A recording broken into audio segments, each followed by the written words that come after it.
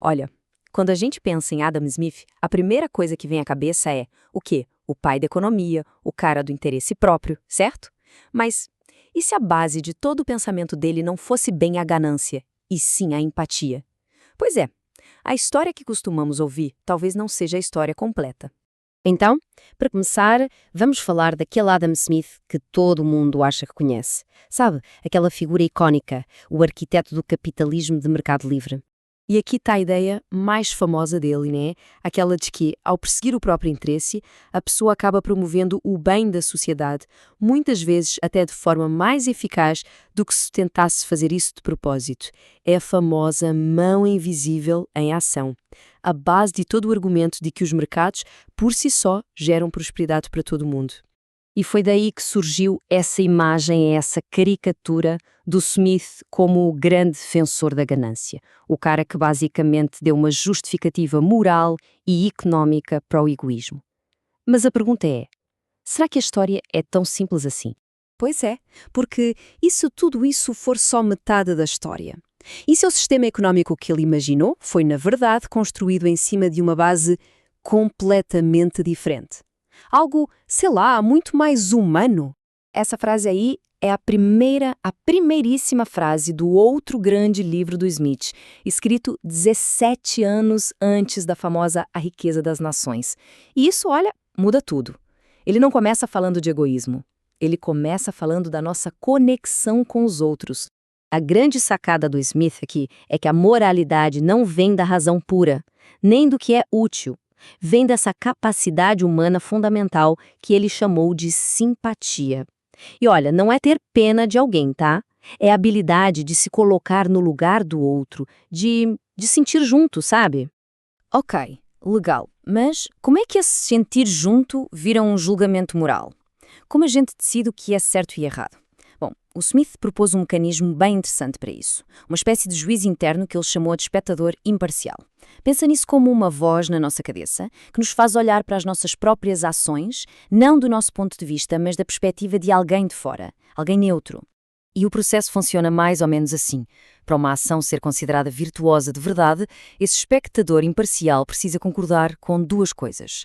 Primeiro, com o motivo de quem agiu, o que Smith chama de propriedade, e segundo, com a reação de quem sofreu a ação, seja gratidão ou raiva, isso é o mérito.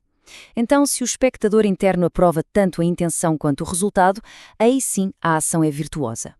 Não adianta só ter boa intenção se o resultado for ruim, entende? Só que aqui a coisa fica ainda mais genial, porque o Smith percebeu que a própria natureza não segue essas regrinhas morais à risca o tempo todo.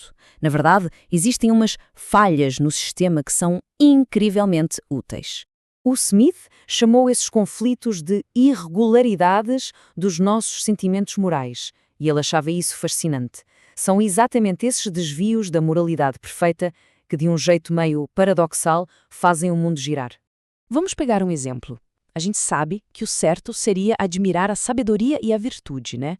Mas na prática, a gente admira e até idolatra os ricos e poderosos.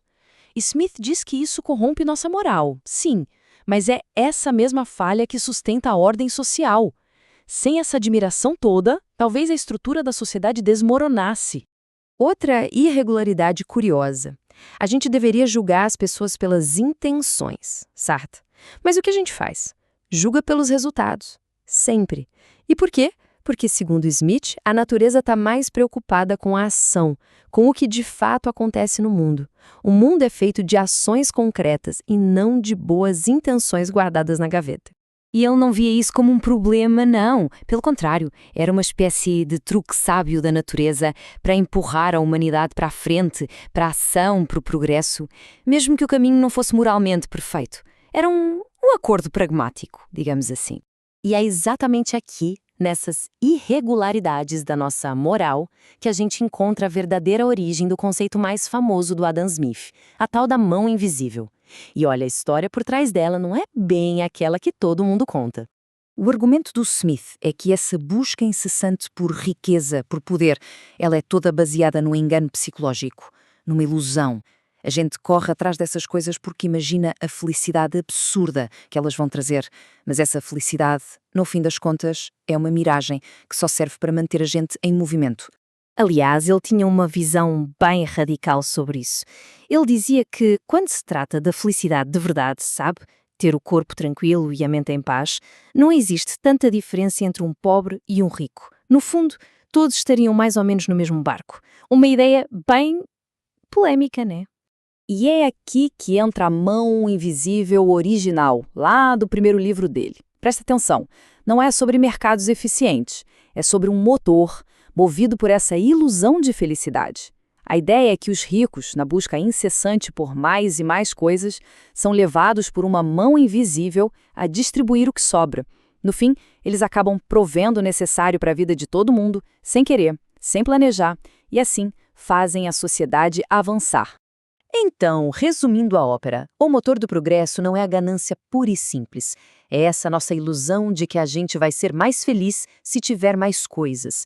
As pessoas se esforçam por trabalhar por causa dessa crença, que no fundo é equivocada. E nesse processo todo, acabam criando os bens e serviços que a sociedade inteira precisa para sobreviver.